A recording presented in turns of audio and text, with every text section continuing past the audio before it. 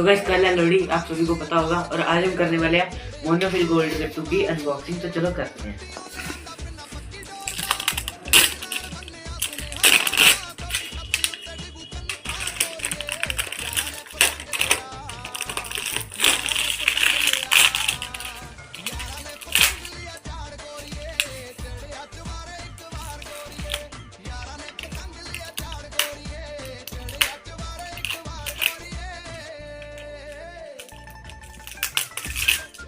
ये देखो गाइस, देखो बहुत अच्छा कलर निकला, ऊपर तक भरा हुआ है। ये होती है बेस्ट गट्टू की क्वालिटी।